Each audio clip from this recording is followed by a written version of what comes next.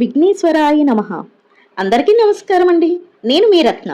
Welcome to our channel. ఈరోజు చైత్రమాసపు శనివారం, పరమ పవిత్రమైనటువంటి సౌభాగ్య గౌరి నవమి యొక్క కథ గురించి ఈరోజు మనం ఇప్పుడు ఈ వీడియోలో తెలుసుకుందాం. పూర్వం ఒక రాజ్యంలో ఆ రాజ్యాన్ని పరిపాలించేటటువంటి రాజు రాణి ఇద్దరూ కూడా తమ రాజ్యంలో ఉన్నటువంటి ప్రజలను కన్నబిడ్డల వలె పరిపాలిస్తూ వారందరినీ కూడా చాలా చక్కగా చూసుకుంటూ ఉండేవారు. ఇక ఆ రాజుగారి భార్య గౌరీ పూజలతో నిరంతరం కూడా కాలం వెళ్ళబుచ్చుతూ ఉండేది. గుణవంతులైనటువంటి పుత్రులు, అలాగే మురిపాలు ఒలికించేటటువంటి మనవళ్లతో హాయిగా కాలం గడుపుతూ ఉంటారు.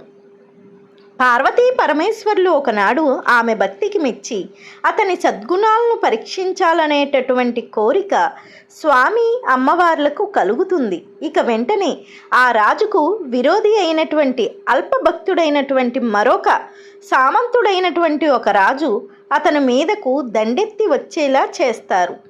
బలం ఆ రాజుకు తోడవడం వలన ఆ సామంతరాజు ఆ రాజుతో హోరాహోరీగా యుద్ధం చేయడం ప్రారంభిస్తాడు. అయితే ఎందరో సైనికులు వీరస్వర్గం పొందుతారు, బంధుకోటి మరణిస్తారు. ఆఖరికు ఆ రాజు కూడా యుద్ధంలో మరణిస్తాడు. అయినప్పటికీ మహారాణి కించిత్ అయినా బెదరకుండా యుద్ధభూమికి వస్తుంది. యమదూతలు విగత జీవులైనటువంటి వారి ప్రాణాలను తీసుకుపోతూ ఉంటారు. అప్పుడు ఆ మహారాణి వారిని నిలువరిచి, ఓ యమదూతలారా, మీకు అసలు ఇదేమి సాహసం? నా పసుపు కుంకుమలు ఈ విధంగా నిలిచి ఉండేందుకు పసుపు వాయినం ఇచ్చినటువంటి దానిని నేను మా సిరి సంపదలు భోగభాగ్యాలు ఉండేందుకు బంగారం వాయినం ఇచ్చాను. వసతి వాకిళ్ళు నిలిచేందుకు తెల్లని చీరలు వాయినం ఇచ్చాను. పొలం తోటలు వనాలు ఉండేందుకు తోపు చీర వాయినం ఇచ్చాను. బిడ్డల క్షేమం నిమిత్తం కుడుములు అరిసెలు వాయినం ఇచ్చాను. పొరుగువారి పచ్చదనాన్ని కోరి పొగడ పువ్వులు ఇచ్చాను. బంధువుల బాగుకై బంతి పువ్వులు ఇచ్చాను. రాజ్యం సుభిక్షంగా ఉండేందుకై రత్నాలు, దేశ శాంతిని కోరి చల్ల పునుగులు, పాడి పంటల పెంపుకై పాయాసం, పేరు ప్రతిష్టల అభివృద్ధికి గారెలు, ప్రాణ భయం లేకుండా పానకం, కోరికలు నెరవేరేందుకు కొబ్బరి బోండాలు, స్వర్గలోక ప్రాప్తికై స్వర్ణరాశి వాయినం ఇచ్చాను.